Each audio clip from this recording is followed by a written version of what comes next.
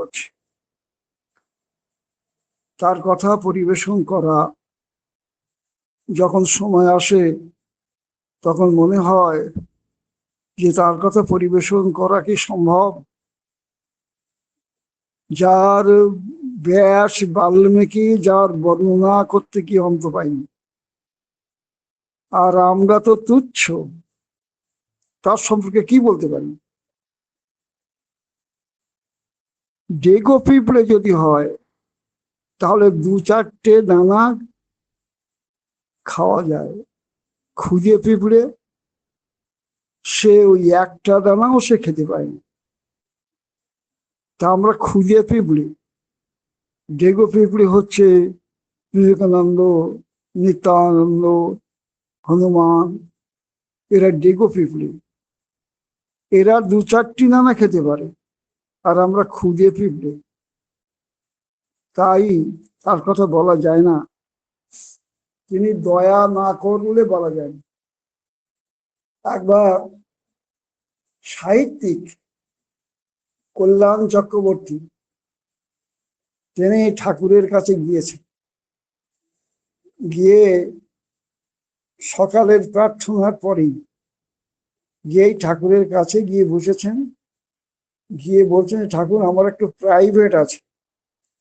আর প্রাইভেটের কথা শুনলে ঠাকুর সেখানে যারা যারা থাকতো প্রত্যেকের বলতেন তোরাই বেড়ায়, প্রত্যেকে বাইরে পাঠিয়ে দিতেন।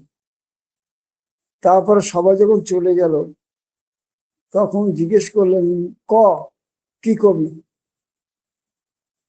বলছি, ঠাকুর আপনার একখানি চরণ আমি দেখতে চাই, একটা পা দুখানি বাড়িয়ে দিন, আমি দেখব। কেন? বলে, শাস্ত্রে পড়েছি যিনি নারায়ণ তার চরণ যুগল ঈষৎ লাল হবে, তার পায়ের তলায় ঈষৎ লাল, টকটকে লাল না, গোলাপি লাল। আর তার পায়ে পুরুষোত্তমের যে রেখা, অবতারের একটা আলাদা রেখা, ধ্বজ ব্রজ অঙ্কুশ রেখা তার পায়ের তলায় আছে, সে দেখতে চাই। তাহলে সে তো নারায়ণের পায়ের তলায়, আমার দেখছিস কেন? তাহলে আজ্ঞে আপনি দেন, হয় দূর পাবো। তখন ঠাকুর এই কথা বলার পরে কল্যাণ চক্রবর্তীর দিকে এক দৃষ্টিতে তাকিয়ে তার চরণখানি বাড়িয়ে দিলেন। সেই চরণখানি দেখে তার আহা কি সুন্দর, কি নরম, পদ্ম ফুলের মতন নরম, যা জন্ম জন্মান্তরেও ভুলতে পারবো না। তিনি সেই চরণে মাথা ঠেকিয়ে প্রণাম করলেন। তারপরে ঠাকুর কি করলেন, তার সমস্ত যে লক্ষণ তিনি তুলে ধরলেন। তিনি উঠে দাঁড়ালেন, যেই উঠে দাঁড়ালেন তিনি দেখলেন আজানু লম্বিত বাহু। যিনি পুরুষোত্তম তার শারীরিক বৈশিষ্ট্য হবে আজানু লম্বিত বাহু, উন্নত ললাট, আকর্ণ বিস্তৃত আখি, তার আখি যুগল কানের উপরে, আর ঊর্ধ্ব দৃষ্টি সম্পন্ন তার চারিত্রিক বৈশিষ্ট্য।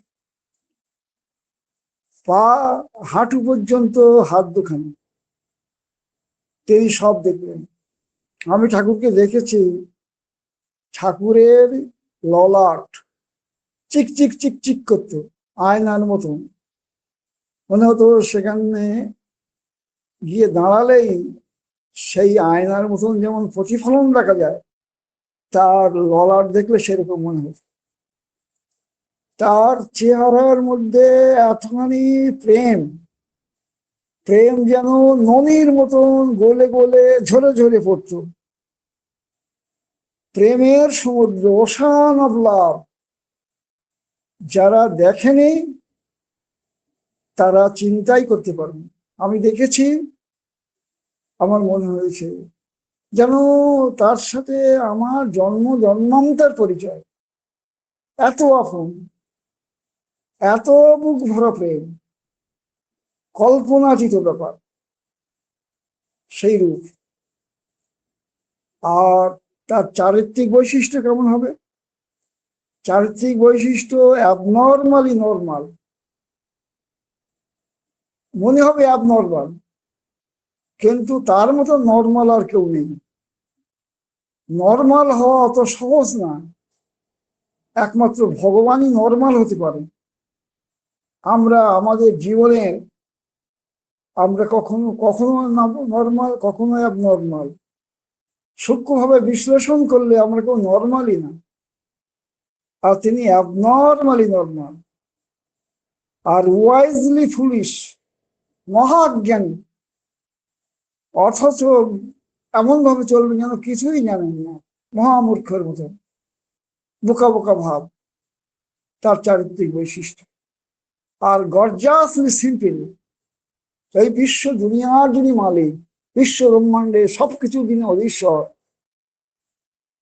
সবটাই তো তার, কিন্তু অতি সাধারণ জীবনযাপন। তিনি খোলামেলা জায়গায় থাকতে ভালোবাসতেন। ঠাকুর দুতলা ঘরে কোনোদিন থাকেননি, কখনো খোলা আকাশের নিচে, কখনো তাঁবুর নিচে, কখনো গাছের তলায়। আর একতলা ঘরে তিনি থাকতেন বহু জানলা বিশিষ্ট। ঠাকুর যে পার্লারে থাকতেন বহু জানলা, একসাথে যাতে বহু মানুষ একসাথে এসে তার সমস্যা সমাধানের জন্য সেখানে আসতে পারে, সেখানে দেখতে পারে, ঠাকুরকে দর্শন করতে পারে, ঠাকুরের কাছে তাদের দুঃখের কথা, জীবনের কথা তুলে ধরতে পারে। তাই ওই বহু জানলা বিশিষ্ট ঘরে তিনি থাকতেন। তার তিনি কারোর কোনোদিন মন্দ দেখতেন না, ভালোটুকু দেখতেন। আশ্রমে এমন একটা কর্মী, তার অজস্র দোষ, চুরি, তারপরে ছিনতাই, তারপরে লাম্পট্য, কুভাষা, অনেকগুলো তার অপগুণ। তার সম্পর্কে বহু লোক বহু অভিযোগ করেছে, কিন্তু তিনি বলতেন ওনা জানেই ভালো তামাক সাজতে পারে, তার একটা গুণ তামাক সাজা, তিনি শুধু সেইটুকুই তিনি বড় করে দেখতেন। একজন লোক আসতো, তাহলে গুন্ডা টাইপের লোক, সে প্রতিদিন ঠাকুরকে নিন্দা করত, আর ঠাকুর নীরবে তা সহ্য করতেন, দিনের পর দিন নিন্দা করতেন, ঠাকুর সহ্য করতেন। ঠাকুর এত নিন্দা করে আর আপনি সহ্য করেন? ঠাকুর ঠাকুর জানিস তোরা শুধু ওর খারাপ গুণটাই দেখলি, ওর ভালো গুণটা দেখলি না। কি ভালো গুণ জানিস? ও প্রত্যেক দিন আমার কাছে আসে, নিন্দা হয়তো আমার করে, কিন্তু একই টাইমই আসে, একেবারে টাইম মিনিট ঠিক রেখে, ঠিক একেবারে একেবারে মানে মানে কত কয় মিনিট ঠিক সেই মিনিট ধরে আসে। তাই ওর মধ্যে এত সময়ানুবর্তিতা, ওর মধ্যে এত টাইম জ্ঞান, ওর মধ্যে এত নিয়মানুবর্তিতা, এটা দেখলি না? তারপর জানিস ওনা প্রতিদিন এক রকমের গাল দেয় না, আজকে একরকম গাল দেয়, কালকে আর এক রকমের গাল দেয়, পরশু আর এক রকমের গাল দেয়। ও স্মৃতিশক্তি খুব প্রবল। এই হচ্ছে পরম দয়াল ঠাকুর গৌরচন্দ্র, মহাপ্রেমের উদ্বেলিত তরঙ্গমালা তার জীবনী। ঠাকুরের কাছে গৌর মহারাজ বলে একজন বৈষ্ণব ভক্ত আসতেন। গৌর মহারাজ, তুষারকান্তি ঘোষের গুরুদেব গৌর মহারাজ, তিনি অপূর্ব সঙ্গীত করতেন, বৈষ্ণবী সঙ্গীত। ঠাকুর তার গান খুব পছন্দ করতেন। তা বলছেন ঠাকুর যে আপনার গলা অপূর্ব, আপনি একটা গান করুন। তখন গৌর মহারাজ গান ধরেছিলেন, বায়ু গন্ধ বিনা, গন্ধ কুসুম বিনা, কুসুম ভ্রমর বিনা, ভ্রমর গীত বিনা, গীত রাগ বিনা, রাগ ভাব বিনা, ভাব প্রেম বিনা, প্রেম গুরু বিনা, জীবন বিফল সদ্গুরু বিনা। অপূর্ব সঙ্গীত। এই গৌর মহারাজ আর একদিন গিয়েছিলেন, ঠাকুর সেদিনই বলেছিলেন আপনি একটা গান করুন। তখন গৌর মহারাজ গান করেছিলেন, যে মানে সে জানে, যে মানে না সে জানে না, আমি মানি তাই আমি জানি। ঠাকুর বলেন, দেখলে কি অপূর্ব গান। যে মানে সে জানে, যে মানে না সে জানে না, আমি মানি তাই আমি জানি। এই জগৎটা মানার জগৎ, বিশ্বাসের জগৎ, ভক্তির জগৎ। তাই প্রেম ভক্তি না থাকলে এই জগতের তাকে সে ভালোবাসতে পারে। একদম ঠাকুর আমার মধ্যে ভীষণ খাদ। ঠাকুর খাদ, খাদ তো খুব ভালো মনে, খাদ না হলে গরম হয় না। স্বর্ণকার কি শুধুমাত্র খাঁটি সোনা দিয়ে অলঙ্কার তৈরি করে? খাঁটি সোনা দিয়ে অলঙ্কার তৈরি করে না, খাঁটির সাথে খাদ মিশায়। খাদ মিশিয়ে আগুনে পুড়িয়ে তার ছোট্ট হাতুড়ির আঘাতে অলঙ্কার তৈরি করে। আমরা যদি বলি যে আমি স্বর্ণকারের কাছে যাব না, তার আগুন আমি গ্রহণ করব না, তার হাতুড়ির আঘাত আমি সহ্য করব না, তাহলে তিনি কি পারবেন তার মনের মতন করে সোনার অলঙ্কার তৈরি করে দিতে? পারবেন না। তাই দরকার আমাদের শরণাগতি। ঠাকুর বলছেন, বস্তা পচা করলে জীবন, নড়লি না তো এতটুকু, ভগবানের দোষ দিয়ে তুই মুখের কথায় হরিপটু। একবার শ্রী বড়দা, শ্রী বড়দাকে, বড়দা তিনি ডাক্তারের নির্দেশে ঠাকুরকে নিয়ে তিনি ঘুরিয়ে নিয়ে বেড়াতেন, প্রতিদিন ঘুরিয়ে নিয়ে বেড়াতেন। এইবার তিনি কিছুটা ঘুরিয়ে হাঁটিয়ে নিয়ে প্রতিদিন কাছের যে দরজা, সেই দরজা দিয়ে তিনি পার্লারের মধ্যে ঢুকতেন। একদিন বড্ড বলছেন, সেদিন ঘুরতে ঘুরতে, আগে ঠাকুর আজকে না এই দরজা না, ওই দূরের একটা দরজা আছে, ওই দরজা দিয়ে আপনি ঘরে প্রবেশ করবেন। ঠাকুর বলছেন, কেন? তখন শ্রী বড্ড বলছেন, আগে প্রতিদিন তো আপনি একটা দরজা দিয়ে ঢোকেন, ওই অন্যান্য দরজা, তাই তাদের মন খুব খারাপ, তারাও চায় যে আপনিও ওই দরজা দিয়ে ঢুকুন। ওই চৌকাঠ, তার মনের খুব দুঃখ, সেও হাহাকার করে। এই ঘটনাটা শুনে আচার্যদেব তিনি বললেন, এই ঘটনার মধ্যে তিনটি ভাব কাজ করছে। শ্রী বড়দার মধ্যে তিনটি ভাব। প্রথম ভাবটা কি? প্রথম ভাবটা হলো তার মধ্যে সন্তান সত্তা, আর একটা ভাব হচ্ছে সেবক সত্তা, আর একটা ভাব হচ্ছে ভক্ত সত্তা। সন্তান সত্তা কোনটা? যে আমি আমার পিতার হাতের পরশ যদি আর একটু বেশি সময় পাই, দূরের দরজা দিয়ে গেলে আর একটু বেশি সময় তার হাতের পরশ পাবে, সন্তান সত্তার পরিতৃপ্তি ঘটবে, এটা তার সন্তান সত্তা। তারপরে সেবক সত্তা কোনটা? যে শ্রী শ্রী বড়দা তিনি মনে করছেন যে ঠাকুরকে যদি একটু বেশি করে হাঁটাই, তাহলে ডাক্তারের নির্দেশ অনুসারে ঠাকুরের শরীর একটু বেশি সুস্থ হবে। তার সেবা দিকটা তিনি লক্ষ্য করলেন, এটা তার সেবক সত্তা। আর ভক্ত সত্তা কোনটা?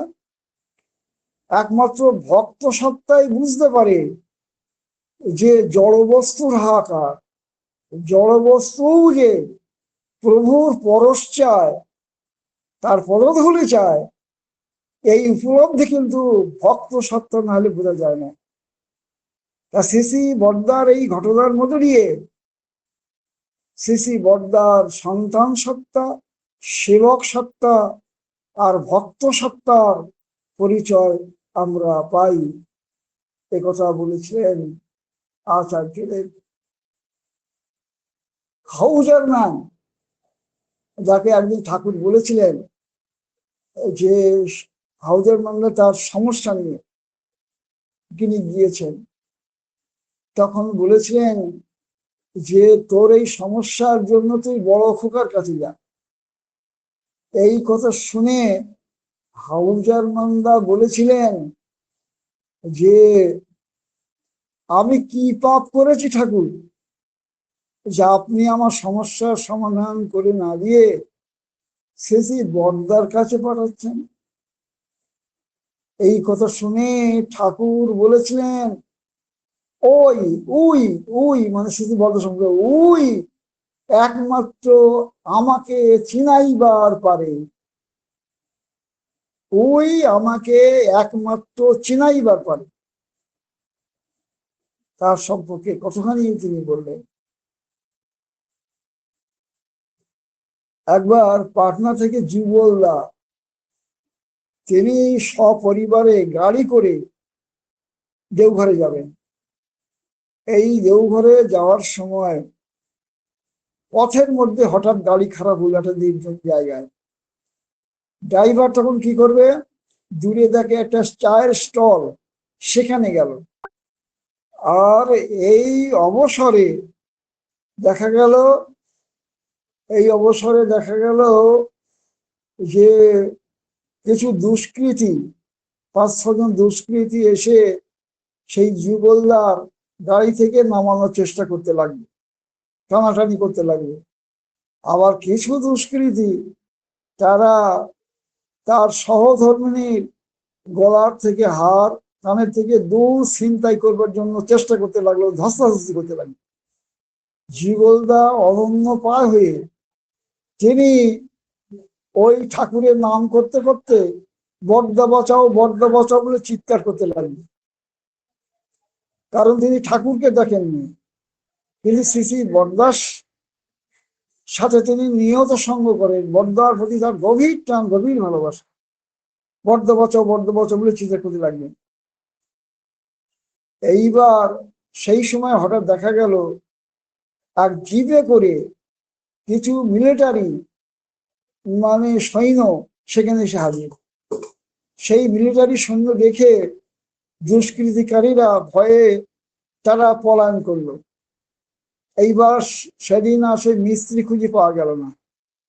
বহু অনুসন্ধান করার পরে রাত্রেবেলায় একটা জায়গায় থাকার ব্যবস্থা করলেন, কিন্তু সেই রাত্রে থাকতে গিয়ে মশার প্রচন্ড উপদ্রব, সেই মশার কামড় সহ্য করতে হলো।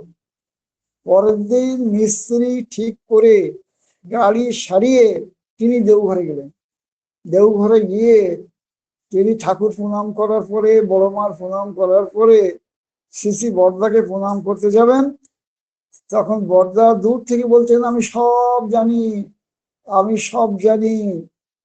এই যে তুই বর্দা বলে চিৎকার করতে গেলি, এই বর্দা বলে চিৎকার করতে যাওয়ার ফলে সারা রাত মশার কামড়টা খেতে হতো।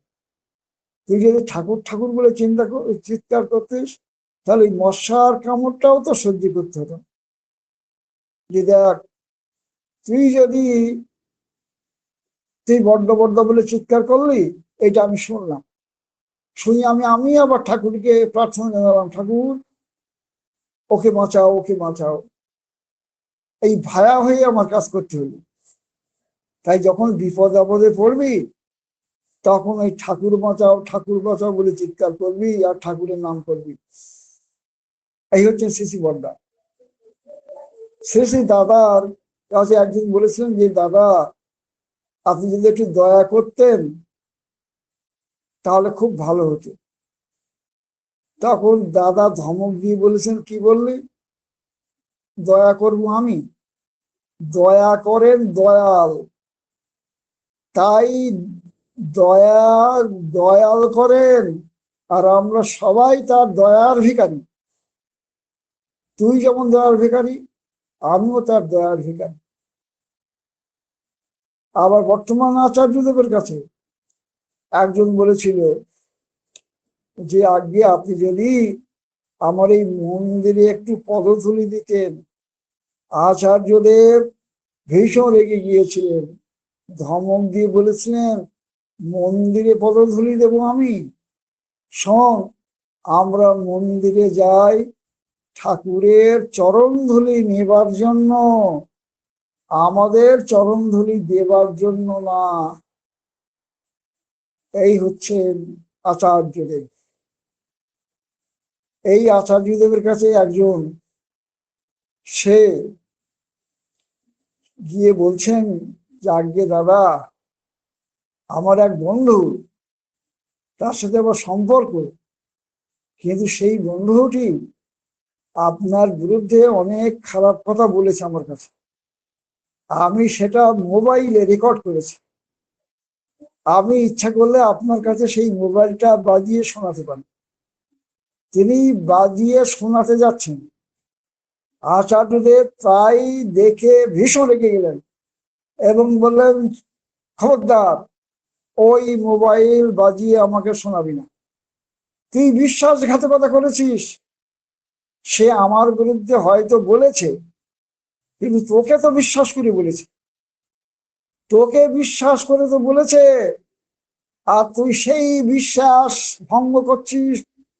তুই মনে করছিস আমি খুব খুশি হব আর আমি তোকে সমর্থন করব? শোন, তুই যদি বলতিস, ঠাকুর বলছেন যে নিন্দা কথায় কান দিতে নেই, মোকাবেলায় মিলিয়ে নিতে হয়, তা নাহলে অনাহুত পাঠিত্ব পায়। তুই কি মোকাবেলায় মিলিয়ে নিয়েছিস?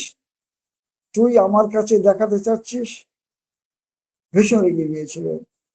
এই ঠাকুরময় যারা, এই নিয়ন্ত্রণী ক্ষমতা যারা, তিনি আমাদের গাইড করছেন। আমরা এসেছি তাদের ইচ্ছা পরিপূরণ করবার জন্য। একজন দাদাকে বলেছিলেন যে পারিবারিক সমস্যার জন্য গিয়েছে, তিনি বলেছিলেন স স স। এই কথাটার মানে কি? দাদাটি বেরিয়ে যাচ্ছে। ঠাকুর বলছে, তুমি আমার কথাটা বুঝেছে? স স স। কিছু বুঝেছেন? বলছেন না, ঠিক বুঝতে পারেনি। তখন সেই দাদা বুঝিয়ে দিলেন, স স স মানে সহ্য করো, সহ্য করো, সহ্য করো। তুমি যদি সহ্য করো তাহলে তুমি একদিন হতে পারবে। তালবস্যা মধ্যস্যা দন্তস্যা হ, তাহলে তুমি হতে পারবে। সহ্য করতে হবে। ঠাকুর বলে, তুই এই বুঝিয়ে দিলি? আমি বলতে চাইলাম কি জানিস, প্রথম হচ্ছে তালবস্যা। তালবস্যা মানে কি জানিস? তালবস্যা মানে শব্দ। তালবস্যা শব্দ, শব্দ সাধনা করার কথা। আমি যে নাম দিয়েছি, যে সাউন্ড দিয়েছি, the sound of your call must reach me because I am sound. আমাকে সেই নাম, সেই গভীর অনুরাগ সহকারে নাম, অনুরাগ সহ নাম পুরায় মনস্কাম, সেই নাম কি আমরা করি? আমরা নাম করতে কি অজপস্তরে গিয়েছি?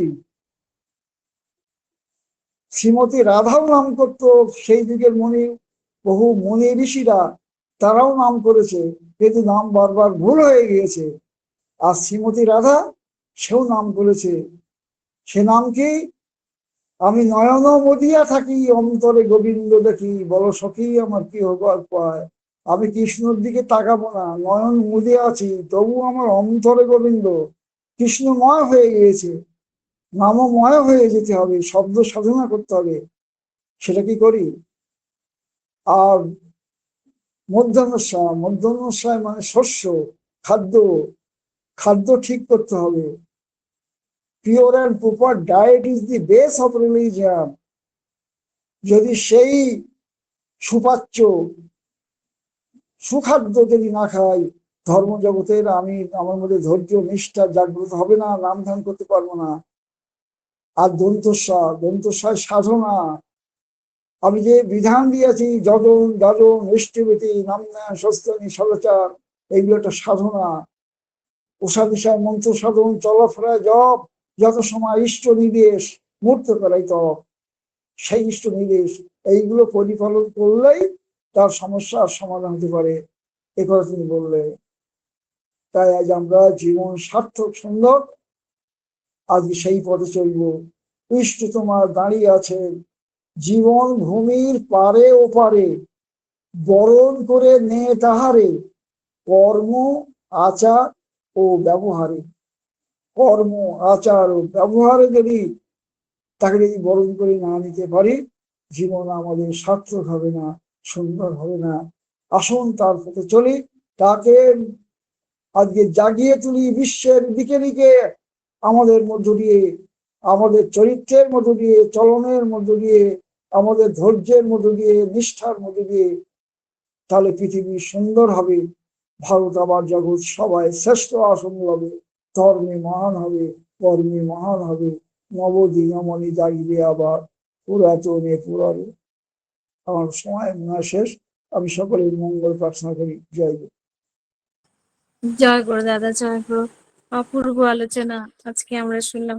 যতবারই ডাকি দাদাকে নতুন নতুন কিছু পাই, আর এত ভালো লাগে দাদা যখনই বলি কখনো না বলেন না। যদি সৎসঙ্গ করতে যায় সেখানে বসেও করে দেয়।